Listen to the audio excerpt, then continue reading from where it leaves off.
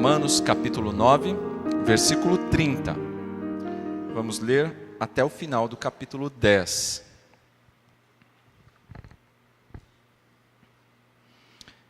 Diz assim: Que diremos então?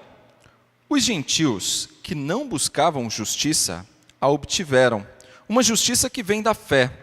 Mas Israel, que buscava uma lei que trouxesse justiça, não a alcançou. Por que não? Porque não a buscava pela fé, mas como se fosse por obras.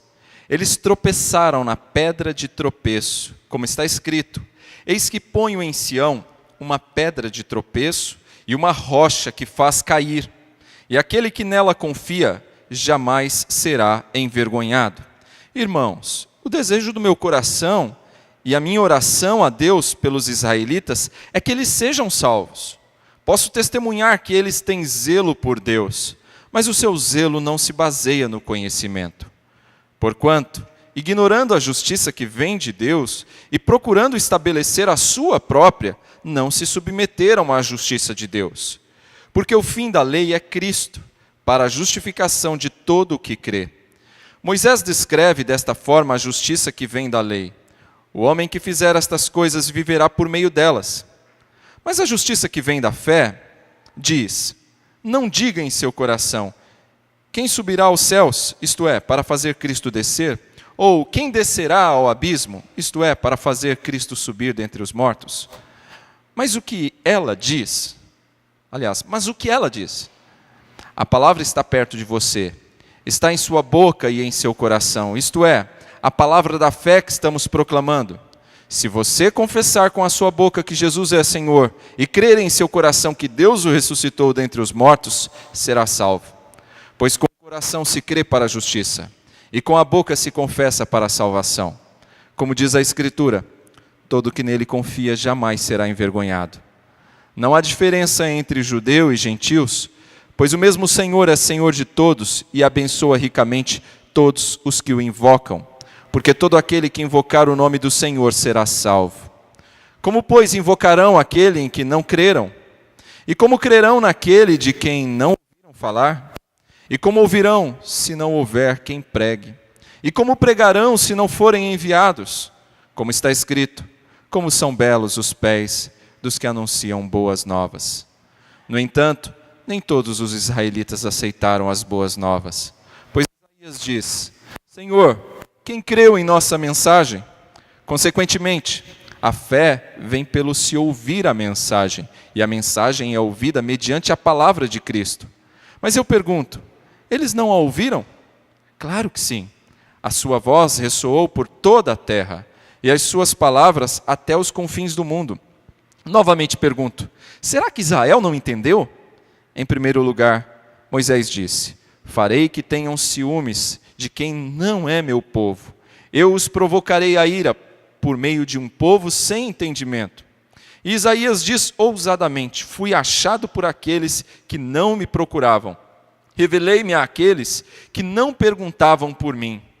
Mas a respeito de Israel ele diz: O tempo todo estendi as mãos a um povo desobediente e rebelde. Até aí.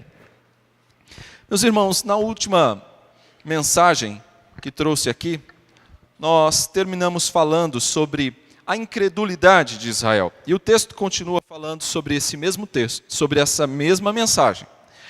E ele nos fala também a respeito da graça de Deus em manter para si um remanescente fiel, um povo fiel a quem ele chama.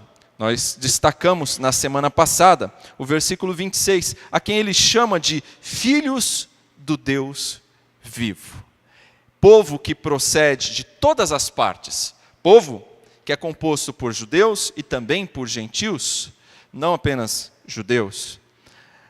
Eu disse que todos aqueles que verdadeiramente estão em Cristo, estão na palavra de Deus, compõem este povo de Deus, este povo que precisa estar em comunhão visível, ou seja, precisam estar unidos à igreja de Cristo Jesus. Por isso nós estamos aqui, porque cremos, fazemos parte desse povo, e quem faz parte desse povo precisa congregar, precisa se reunir para prestar culto. Bem, o texto destaca a rebeldia de Israel. Isso é bastante triste, pensar na rebeldia do povo de Deus, na incredulidade, no tropeço do povo de Deus. E qual deve ser a nossa resposta diante disso? É assim que Paulo inicia, a partir do verso 30. Qual deve ser a resposta? Que diremos então? Paulo levanta a pergunta: de que forma nós devemos reagir diante da incredulidade de Israel, da incredulidade do povo da aliança?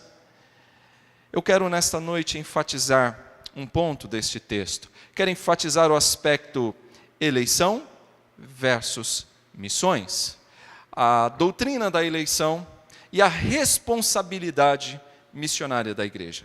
É sobre esse ponto que eu quero falar um pouco mais nesta noite. Esse é um texto muito rico, irmãos. Certamente que no futuro você poderá ouvir outras mensagens de outros pregadores neste mesmo capítulo, nessa mesma porção, e você vai perceber outras ênfases. O aspecto que quero enfatizar aqui é a relação entre a doutrina da eleição que nós temos estudado nas últimas mensagens e a responsabilidade missionária da igreja. Para isso nós vamos ver, começando, os versos 30 e 31. Que diremos então? Os gentios que não buscavam justiça, a obtiveram, uma justiça que vem da fé. Mas Israel, que buscava uma lei que trouxesse justiça, não a alcançou. Bom, antes de mais nada, eu preciso esclarecer, porque nem todos os irmãos cresceram aqui na igreja e estão familiarizados com o texto bíblico. Eu preciso esclarecer quem é Israel, né? Quem é gentil. Bom, Israel, irmãos, é o povo escolhido de Deus, é o povo da aliança, é o povo hebreu. E quem são os gentios? Os gentios são aqueles que não fazem parte desse povo, que não é hebreu. Porém, o texto nos ensina que nós podemos muito bem nos identificar aqui. Quem somos nós nesse texto? E nós precisamos sempre procurar fazer essa identificação. Onde o texto se aplica a mim? Onde eu entro aqui? Bem, nós somos os gentios nessa história. Bom, a primeira grande lição que eu quero destacar desse texto, e eu vou destacar 4, a primeira é: nós não buscamos, mas nós fomos encontrados. O verso 30 diz: os gentios que não buscavam justiça, a obtiveram, uma justiça que vem da fé. Eu disse que nós podemos nos identificar como sendo os gentios. Nós não buscávamos por essa justiça. Nós não estávamos interessados nesse assunto, não estávamos buscando por isso. Nós não o procuramos, nós não o buscamos, mas nós fomos encontrados. Nós recebemos os benefícios do Evangelho, mesmo sem estar procurando por eles. Até porque, irmãos, não é natural do homem caído buscar a Deus. Não é natural o homem que está atolado no pecado ir em busca de Deus. Isso não é natural, isso não é comum ao homem. Pelo contrário, ele está cada vez mais desejoso de se afastar de Deus, de cometer mais pecados. Os gentios não estavam preocupados em estudar o Antigo Testamento. Os gentios não estavam preocupados em entender a redenção. Os gentios não estavam preocupados com nada disso. No entanto, pela misericórdia de Deus, eles foram encontrados quando nada disso estavam procurando, assim como nós. A grande verdade é que eles não encontraram nada, Deus é que os encontrou. Deus encontrou não só os gentios, Deus encontrou você, encontrou a mim, e nós não estávamos procurando por Ele, nós não estávamos buscando por Ele. E eu digo mais, se você fizer uma análise sincera, se você fizer uma análise cuidadosa da sua própria vida, você vai ver que é Deus quem o encontrou. Você não estava em busca dele. Ele é quem te encontrou. Essa é a mensagem cristã, irmãos. Em poucas palavras, eu estava perdido, mas fui encontrado. Essa é a mensagem. E o verso 31, Paulo levanta a pergunta, levanta a questão, mas Israel, que buscava uma lei que trouxesse justiça, não a alcançou. E por que não? Por que não? Porque nós que não estávamos procurando, fomos encontrados, achamos. Mas Israel, que estava procurando, não alcançou. Aqueles que estavam em busca, desejosos por encontrar essa justiça, não a receberam. Por que não? O verso 31, Paulo levantou essa questão. Aqueles que estavam de fora da comunidade de Israel encontraram. Israel, não. Por que isso? Talvez a resposta venha logo em seguida. Basta a gente continuar lendo. Olha o que ele diz no verso 32 e 33. Por quê? Por que não? Porque não a buscava pela fé, mas como se fosse por obras. Eles tropeçaram na pedra de tropeço. Como está escrito: eis que ponho em Sião uma pedra de tropeço, uma rocha que faz cair, e aquele que nela confia jamais será envergonhado. Eis aí a resposta. Por que Israel não alcançou? Por que Israel tropeçou? Israel tropeçou em Cristo. Israel tropeçou na graça. Por quê? Porque eles não poderiam imaginar que iriam receber o favor de Deus, iriam receber a graça de Deus, independente do esforço deles, independente da obediência deles à lei. Eles imaginavam que alcançariam o favor de Deus, alcançariam a justiça a partir dos seus atos, a partir da rígida obediência às leis. Eles confiavam que seriam recebidos por Deus, seriam salvos em razão dos seus esforços. Meus irmãos, eu sei que isso parece comum, não é? Eu sei que isso parece simples, tão comum, a gente está sempre falando sobre esses ensinos aqui na igreja, por sermos uma igreja reformada, isso é muito comum a nós. Mas apesar de parecer tão simples, e já termos falado tanto sobre isso, a verdade é que a maioria das pessoas, dos evangélicos que frequentam as igrejas evangélicas nos dias de hoje, não entendem isso. Se nós fizermos uma pesquisa nas igrejas evangélicas, e já existem pesquisas a esse respeito, basta digitar lá no Google, você vai ver que mais de 80% dos crentes que frequentam as igrejas evangélicas não entendem isso. E quando são questionados por qual razão Deus permitiria a eles entrar no céu, eles respondem normalmente: porque eu sou uma pessoa boa, porque eu não matei ninguém, não roubei ninguém, eu tenho procurado fazer as coisas certinho, eu acho que Deus vai deixar eu entrar.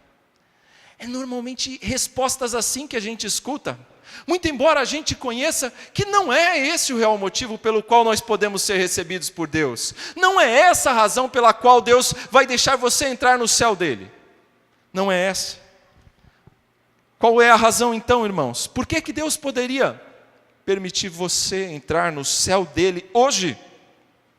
Eu espero que você tenha entendido e responda: porque ele prometeu. Porque ele prometeu que se você colocasse a sua confiança no Filho dele, na justiça que vem de Cristo e não na sua própria, ele te aceitaria no céu dele. Que você esteja pronto a responder assim, que você seria recebido hoje na família de Deus, não pelas suas obras, mas pelas de Cristo. Essa é a nossa única esperança, irmãos, não a nossa justiça, mas a justiça de Cristo.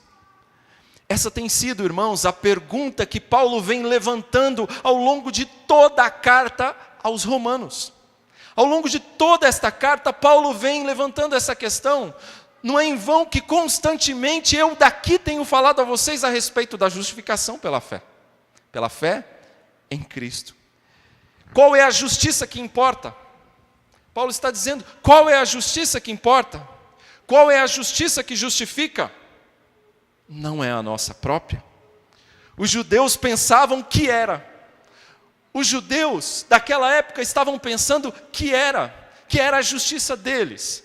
E por isso estavam ficando de fora.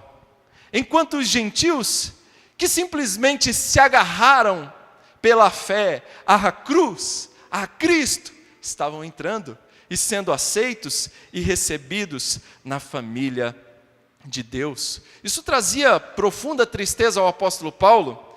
Ele descreve, a partir do versículo 1 aqui do capítulo 10, o seu desejo de que os seus irmãos fossem salvos, de que os seus patrícios, de que os seus parentes fossem todos eles salvos. Esse era o desejo de Paulo, mas não estavam sendo.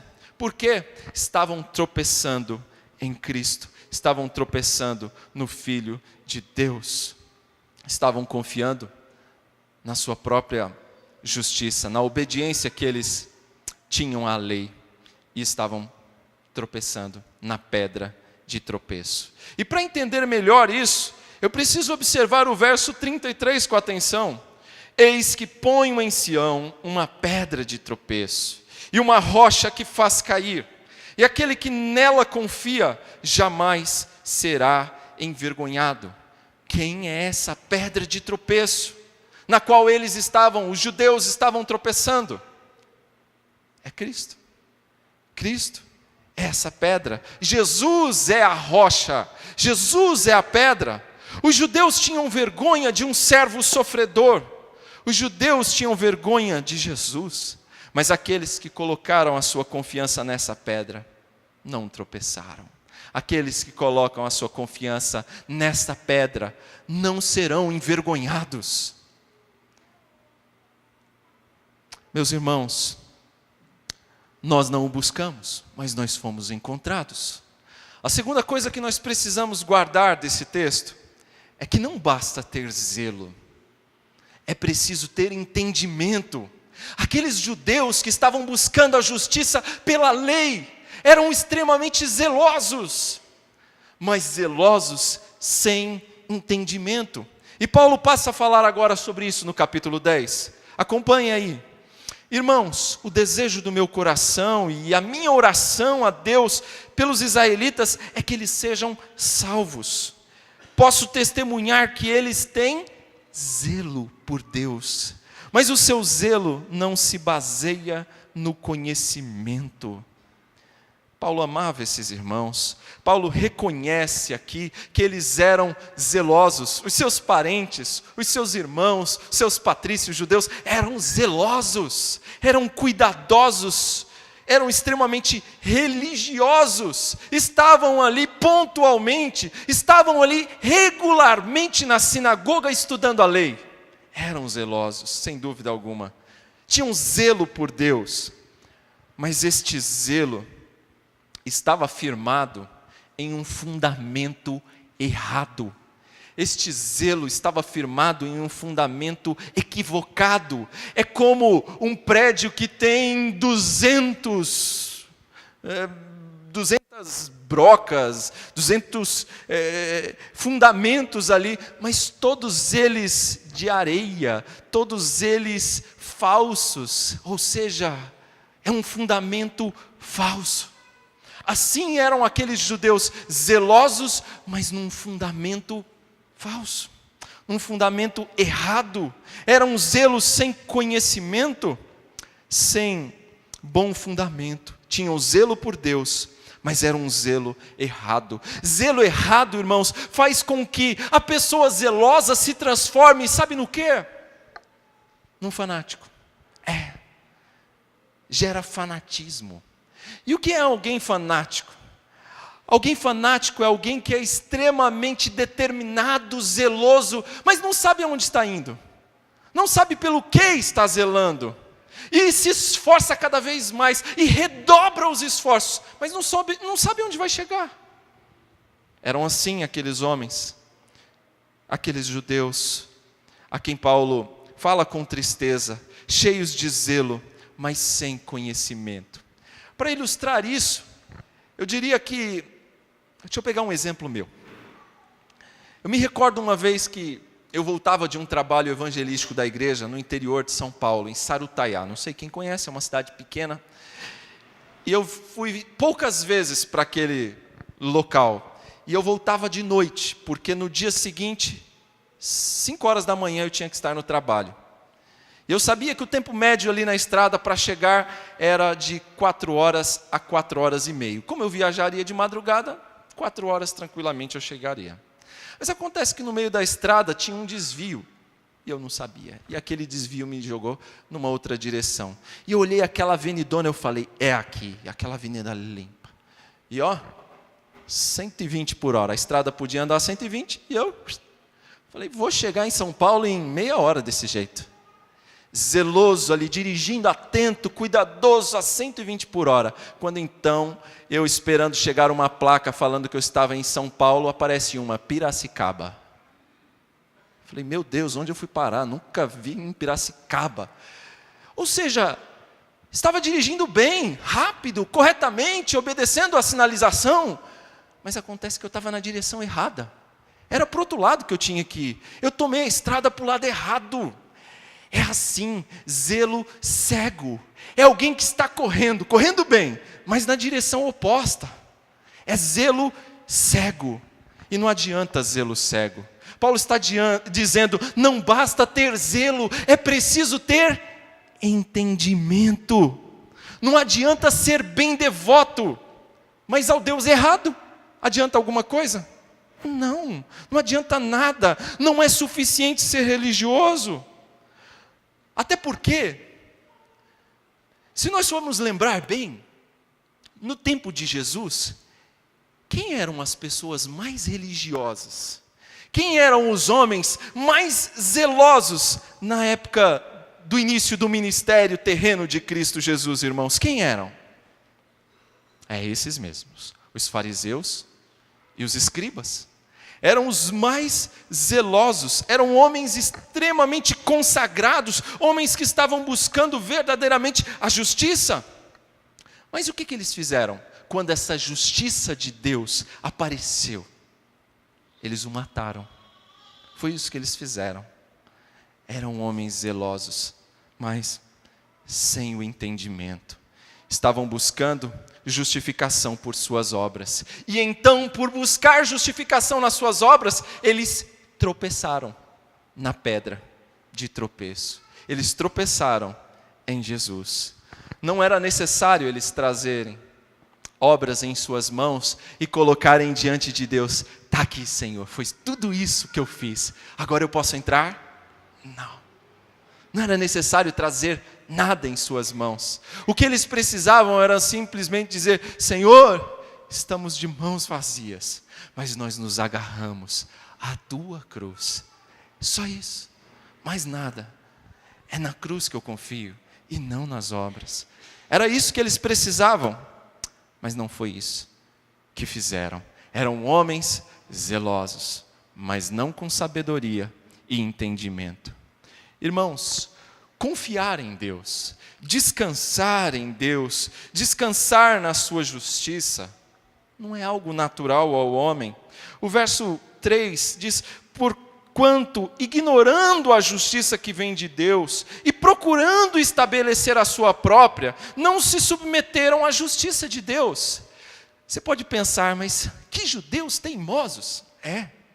Nós somos assim também. Nós podemos nos identificar com eles. Sabe por quê? Porque não é natural do homem confiar em Deus. Não é natural do homem descansar na justiça de Deus. O que é natural do homem? É isso aqui. Natural do homem é descansar em si mesmo. Natural do homem é buscar confiar no seu próprio braço, confiar no seu próprio esforço, confiar na sua própria determinação, confiar em si mesmos. Isso é o natural do homem. Alguém inclusive já disse certa vez que a graça é para os fracos. A graça é para os fracos. Soterra o orgulho. Não há espaço para orgulho na graça. Porque aquele que confia na graça do Senhor, ele é totalmente dependente. Ele não confia em si mesmo. Ele é dependente de Deus. É por isso que a graça é para os fracos. Eu quero continuar sendo fraco. e dependente dessa graça. Pois bem, o verso 4 ele diz aqui: porque o fim da lei é Cristo, para a justificação de todo o que crê. A lei não salva, mas a lei é útil. Por que a lei é útil? E qual é o fim da lei? A lei aponta para Cristo. A lei nos faz correr para a graça. A lei nos faz correr para a cruz. E nos faz agarrar-se aos pés da cruz e confiar em Cristo Jesus. Porque nós somos incapazes de obedecer toda a lei de Deus. Nós somos incapazes de cumprir todos os preceitos da lei de Deus de forma perfeita. Mas Cristo é capaz. A lei nos faz corar de vergonha diante da sua perfeição e diante da nossa imperfeição. A lei nos faz correr para a cruz. A lei expõe o nosso pecado e tudo que expõe o nosso pecado grita a nossa necessidade de um Salvador. É por isso que a lei é muito útil. A lei nos faz gritar para a única justiça que pode redimir, que é a justiça de Cristo. Pastor, o senhor já falou 8 versículos aí, o que isso tem a ver comigo? Eu quero aplicar na minha vida. Então tá bom, irmão. Pensa aí um pouquinho e aplica na tua vida então. Você é um cristão zeloso? Você tem sido um cristão zeloso para com as coisas de Deus? Não com as suas, mas com as coisas de Deus. Você tem sido zeloso? Agora, me diga uma coisa.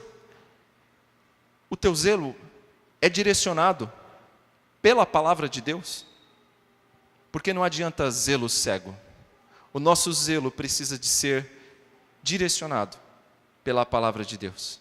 Senão não adianta nada. Vamos avançar. Verso 5. Moisés descreve dessa forma a justiça que vem da lei. O homem que fizer estas coisas viverá por meio delas. Mas nenhum faz. Só Cristo fez. Mas a justiça que vem da fé diz: não diga em seu coração, quem subirá aos céus? Isto é, para fazer Cristo descer. Ou quem descerá ao abismo? Isto é, para fazer Cristo subir dentre os mortos. Aqui no verso 5 ao 7, Paulo parece estabelecer, irmãos, 2 ideias impossíveis. E quais são essas ideias? A primeira é alguém salvar-se por suas próprias obras. A segunda é alguém conseguir subir ao céu e de lá trazer Cristo para a terra. E alguém descer ao abismo e de lá fazer ressuscitar. É tão impossível alguém salvar-se por suas obras como alguém conseguir subir ao céu e de lá trazer Cristo. Ou descer ao abismo e de lá fazer com que ele ressurja. Por que é tão impossível assim?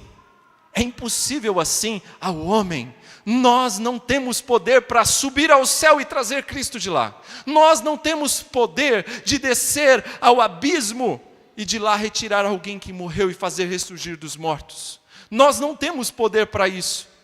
Nós não temos igualmente poder para nos salvarmos através das nossas obras. É isso que Paulo está querendo enfatizar. Mas tem alguém que pode. Esse alguém que pode é Deus. Deus pode e Ele fez. Ele enviou o seu Filho a esta terra. Ele enviou o seu Filho ao mundo para morrer por nós. E Ele também ressuscitou o seu Filho dos mortos ao 3º dia. Deus pode fazer isso e Ele fez. Isso é impossível ao homem, mas para Deus não. Assim como é impossível ao homem salvar-se a si mesmo, para Deus não é impossível. Ele salva o homem através de Cristo. É sobre isso que Paulo está falando aqui. Só Deus pode fazer isso. Agora nos versos 8 e 9 ele acrescenta: mas o que ela diz? A palavra está perto de você, está em sua boca e em seu coração. Isto é, a palavra da fé que estamos proclamando. E qual é? Se você confessar com a sua boca que Jesus é o Senhor, e crer em seu coração que Deus o ressuscitou dentre os mortos, será salvo. O versículo 8 e 9 nos ensina que o Evangelho é simples. O Evangelho é simples se você crer em Jesus em seu coração. Se você confessar com seus lábios que Deus o ressuscitou dos mortos, Ele está dizendo, você será salvo. Não parece simples, irmãos? Sim. O Evangelho é simples assim. O Evangelho não é para uma elite. O Evangelho não é para um grupinho intelectualizado, para aqueles que têm um excelente conhecimento teológico, não. O Evangelho é para pessoas comuns, como eu e você. Entendê-lo não é tão complicado. Compreender isso não é complicado. Mas para que esse entendimento desça da nossa mente e chegue até o coração, aí sim é preciso uma vida de consagração, de estudo da palavra de Deus. Aceitar o que Deus colocou diante de nós, irmãos, requer de nós ouvir a palavra de Deus todos os dias, para que a palavra de Deus não fique apenas no nosso entendimento, para que vá ao coração e produza em nós mudança de vida, mudança de postura. O Evangelho é simples, mas apesar da sua simplicidade, não pense você que basta confessar Jesus com os lábios para ser salvo. Não basta dizer, eu creio em Jesus. Só isso não basta. Não é isso que Paulo está dizendo, não. Porque dizer que acredita que Jesus existe, até os demônios fazem isso. E mais do que isso, eles tremem até. Ou seja, isso não me habilita a ser salvo. Isso me habilita a par dos demônios. Porque eles também creem assim. Eles creem meramente intelectualmente. Eles creem também. Aqui eu quero destacar o terceiro ponto. Nós somos chamados, irmãos, a professar a fé que possuímos. Somos chamados a professar a nossa fé. Ou seja, cada crente é chamado a professar a sua fé. Nós devemos professar a nossa fé, mas a profissão sem a fé autêntica não justifica ninguém. É necessário mais do que uma profissão de fé. É preciso posse da fé. É preciso de fato ter esta fé. Isso é condição necessária para essa justificação. E aqui, eu digo que eu fico preocupado com os modelos atuais de evangelismo. Os modelos que a gente vê por aí, e às vezes até sou cobrado por causa disso. Pastor, mas a gente deveria fazer isso na nossa igreja. Eu falo, meus irmãos, eu vou confiar no Espírito Santo, pode deixar. E os modelos de hoje, modelos de orações, padrões, modelos de venha para frente e eu vou orar por você, você repete essa oração do arrependido aqui comigo e Deus já te recebeu no reino dele. Eu não tenho nenhum problema com aqueles que fazem isso. O meu problema está com aqueles que confiam que só isso basta para alguém ser recebido no reino de Deus. Aí está um problema sério no meu ponto de vista. Porque Paulo não disse que basta apenas você confessar Jesus com os seus lábios. Paulo não disse que basta apenas você dizer, professar a fé de lábios apenas. Mas ele disse que é necessário crer em seu coração. Isso é mais do que professar com os lábios que você acredita em Jesus. Crer em seu coração. Ou seja, você precisa de uma fé genuína, de uma fé salvadora, de uma fé viva. E essa fé viva, ela se manifesta na obediência. Ela se manifesta num desejo pessoal, numa profunda afeição que enche o coração. Não é algo só boca para fora. Não adianta termos muitas pessoas vindo à frente e fazendo profissões de fé, simplesmente da boca para fora. É necessário que essa fé encha o nosso coração, avive a nossa alma, senão é só uma profissão de fé vazia. Vazia. É o que eu chamo de conversões precoces. Não adianta, irmãos. A fé que professamos, ela precisa ter conteúdo. E eu digo isso hoje, precisa ter conteúdo. Por quê, irmãos? Porque hoje se fala muito por aí. Não importa o que você crê, importa que você seja sincero. É assim? Não importa o que você crê, importa que você seja sincero. Não é assim não. Importa sim o que você crê. Não basta só ser sincero. Você pode muito bem ser sincero e estar sinceramente equivocado. É importante no que você crê, em quem você crê, porque você pode sinceramente crer no diabo, e isso não vai te trazer consolo, não vai te trazer conforto, não vai te trazer salvação alguma, pelo contrário, vai trazer vergonha, condenação. Portanto, é importante sim, em quem cremos, no conteúdo da nossa fé, e não só na nossa sinceridade de coração. Eu sei que essas doutrinas são complexas, mas não se preocupe com a complexidade delas. Não se apegue a isso. Se prenda ao princípio que Paulo estabelece aqui, irmãos, onde ele diz: se você confessar, verso 9, com a sua boca que Jesus é o Senhor e crer em seu coração que Deus o ressuscitou dentre os mortos, será salvo. Pois com o coração se crê para a justiça e com a boca se confessa para a salvação. Como diz a Escritura, verso 11, todo que nele confia jamais será envergonhado. Isso é o que importa. Se apegue a isso. Confesse realmente Cristo com a sua boca e creia em seu coração. Se você faz isso, sinceramente, é porque você é um eleito. Então não precisa se apegar tanto à complexidade da doutrina da eleição. Pense somente se você realmente confia em Cristo em seu coração. Se você confia, se realmente Cristo faz vibrar o seu coração e você descansa na justiça que vem dele, você é um salvo, você é um eleito. É só isso que basta.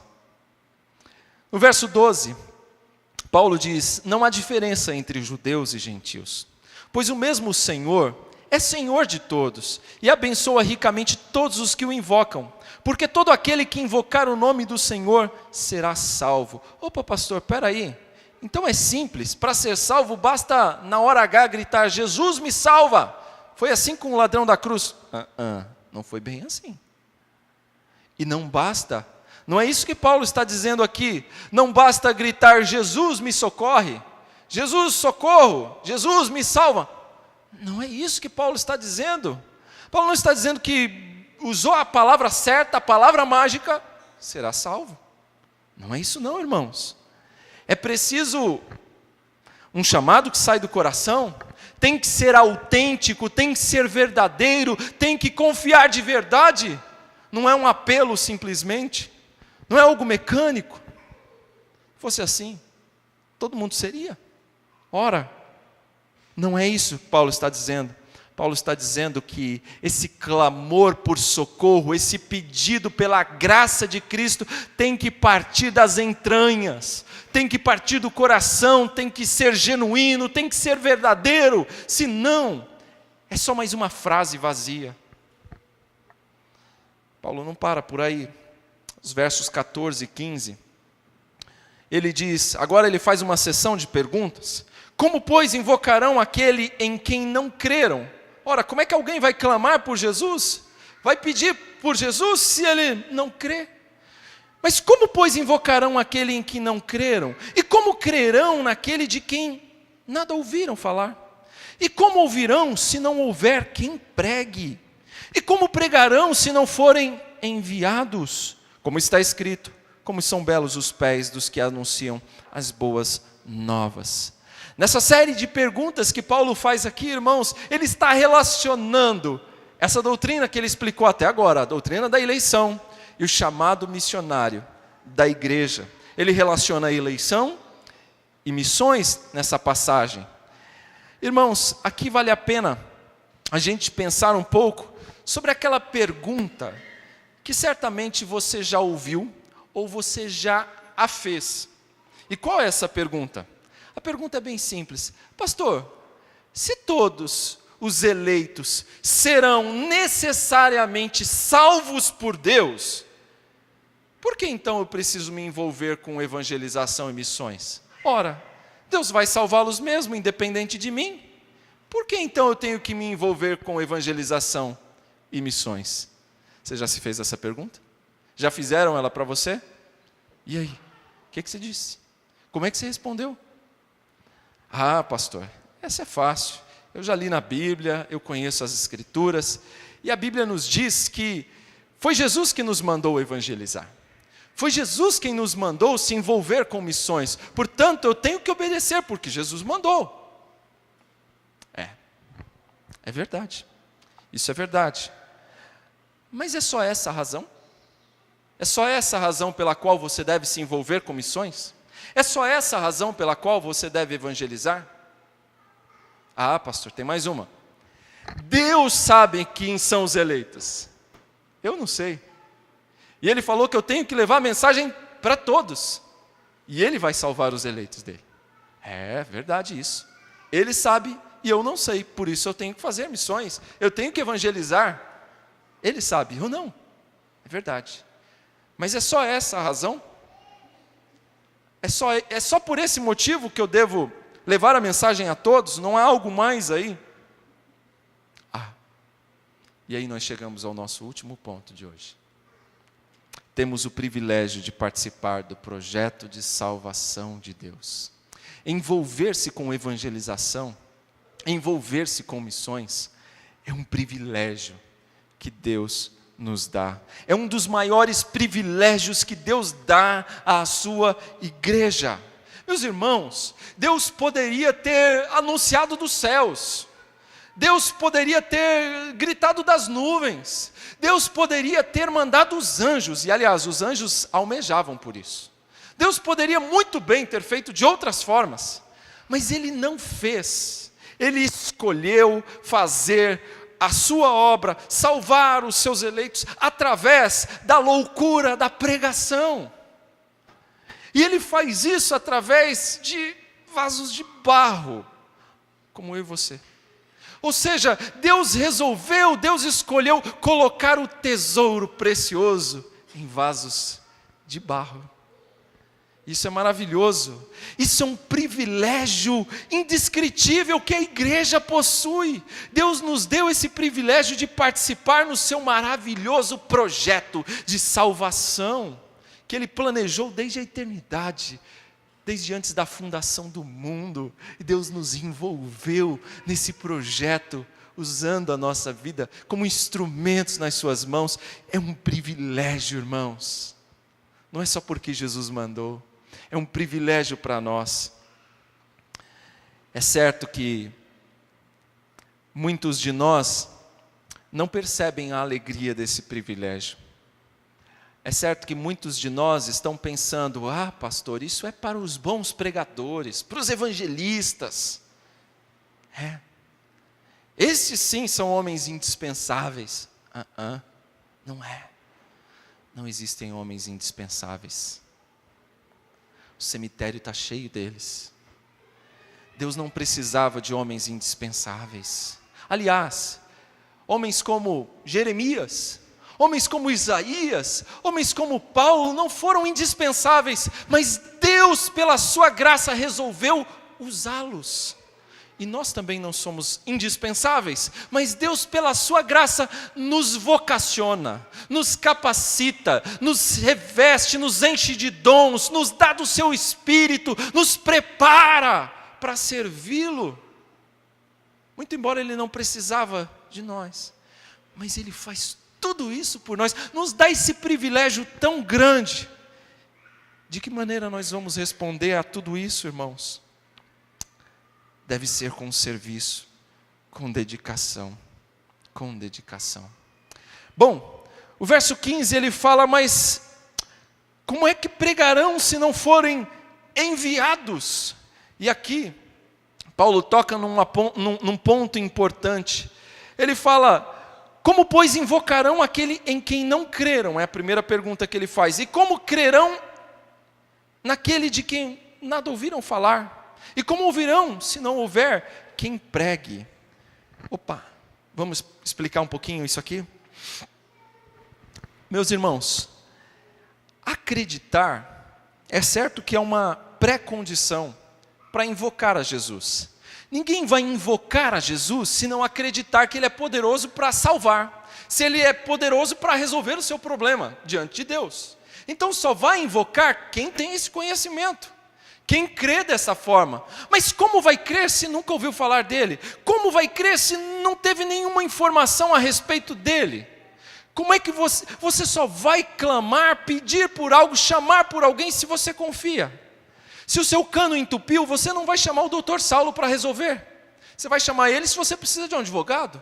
Mas se você está com um problema no cano, você vai chamar alguém que entende de cano entupido, de um encanador. Assim, você só vai clamar por Jesus se você conhecer que Ele de fato é o Salvador.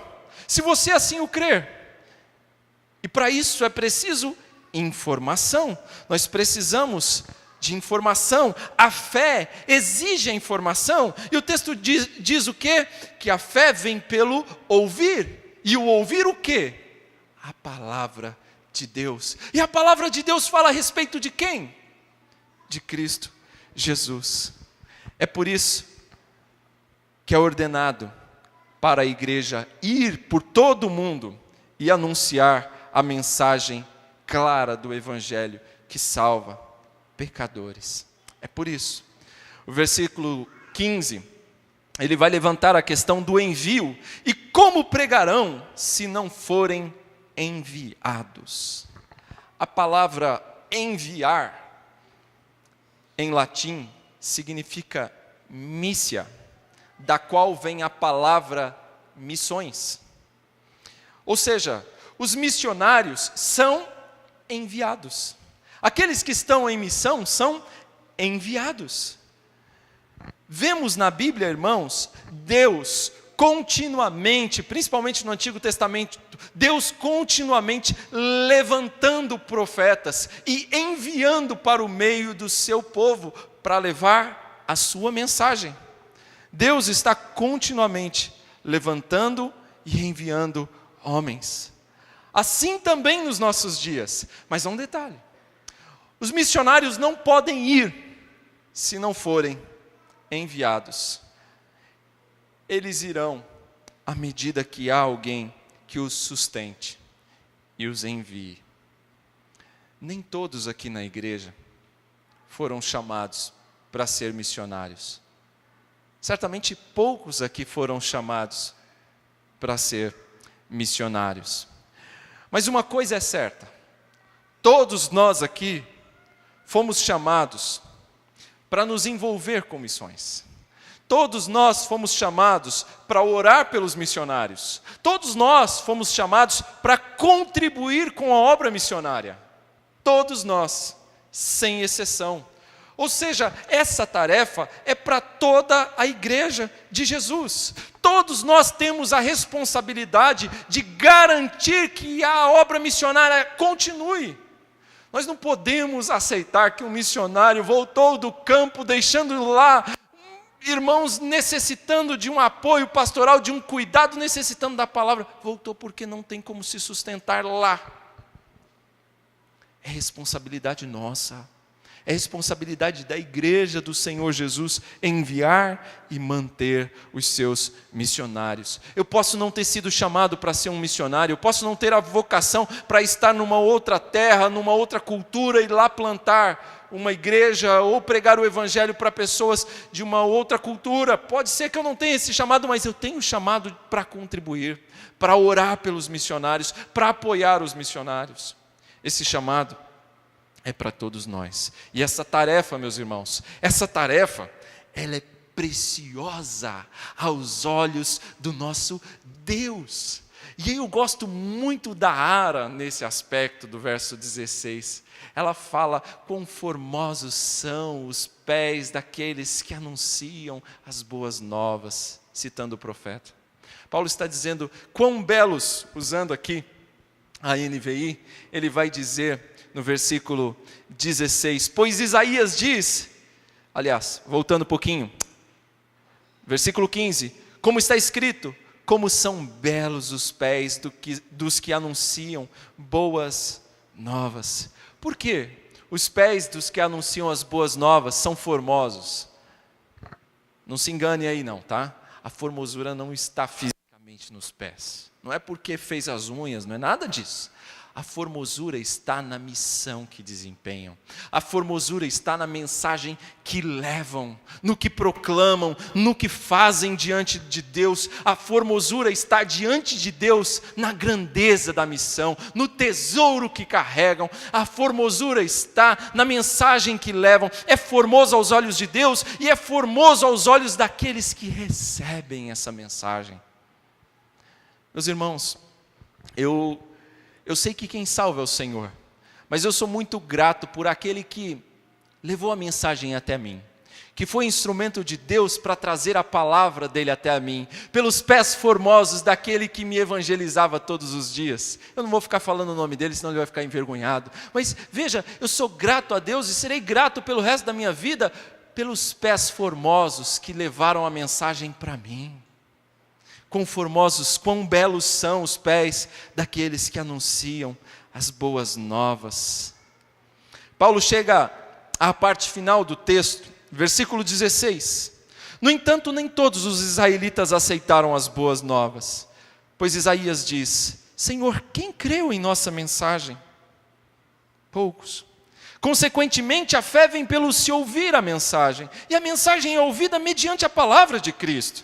Mas eu pergunto, eles, fazendo menção a Israel, eles não a ouviram? Claro que sim. A sua voz ressoou por toda a terra, e as suas palavras até os confins do mundo. Alguns ouviram. Lembra? Ele fala de um remanescente fiel. Alguns ouviram. Novamente pergunto, será que Israel não entendeu? Em primeiro lugar, Moisés disse: farei que tenham ciúmes de quem não é meu povo. Eu os provocarei a ira por meio de um povo sem entendimento. Ou seja, já está falando dos gentios. Aqueles que não eram povo, iriam entender a mensagem, iriam ouvir, iriam crer. E aqueles que são meu povo, estes parecem estar endurecidos. E aí ele arremata. E Isaías diz ousadamente: fui achado por aqueles que não me procuravam. Revelei-me àqueles que não perguntavam por mim. Mas a respeito de Israel, ele diz: o tempo todo estendi as mãos a um povo desobediente e rebelde. O tempo todo. Veja, irmãos, Paulo conclui aqui ensinando para nós que a pregação da palavra é uma condição necessária para a fé, mas ela não é uma condição suficiente. São coisas diferentes. É uma condição necessária, mas não é uma condição suficiente. Ou seja, você precisa da pregação para a fé. Você precisa ouvir, ter a informação para conhecer e crer. Mas você pode muito bem ouvir e não crer. Quantos passam a vida inteira ouvindo e não creem? Assim, no meio do povo de Israel, haviam muitos que ouviam e não creram. Pelo contrário, mataram o Salvador. Paulo repete o lamento de Isaías aqui nestes versos finais. Mas houve um remanescente fiel, houve um remanescente que creu na pregação do servo sofredor de Israel. Os gentios seriam alcançados pelos mesmos benefícios prometidos a Israel. Meus irmãos, quais lições nós podemos extrair dessa passagem final? Nós aprendemos neste texto que devemos pregar o Evangelho, que devemos testemunhar de Cristo em todo o mundo, em todos os cantos do planeta, porque em toda parte há igreja do Senhor Jesus, há pessoas eleitas pelo Senhor Jesus, pessoas que deverão ser alcançadas pelo Evangelho do Senhor Jesus e reunidas à sua igreja. Em toda parte há povo que Deus separou para o seu Filho. Por isso, o Evangelho tem que ser levado nos quatro cantos, em toda parte. Mas veja bem, não se iluda pensando que estas pessoas estão ansiosas por ouvir de Jesus. Não, elas não estão ansiosas por Jesus. Na verdade, elas não estão interessadas em Jesus. Na verdade, elas estão fugindo de Jesus. Essa é a verdade. Mas mesmo assim, é nossa responsabilidade levar a mensagem até mesmo a eles. Quando foi encontrado pelo Senhor Jesus no caminho de Damasco, ele não estava sedento por Jesus. Ele não estava buscando encontrar Jesus. Pelo contrário, ele estava buscando encontrar seguidores de Jesus para prendê-los e matá-los. Era isso que ele estava querendo. Respirava ameaças de morte quando é encontrado por Jesus. E aí, depois que ele é encontrado por Jesus, desse encontro com Jesus, o que acontece com ele? A vida dele muda completamente. Por isso, irmãos, nós temos que anunciar, mesmo naqueles países fechados, onde as pessoas estão avessas ao Evangelho, porque ali também Deus tem povo, Deus tem os seus eleitos.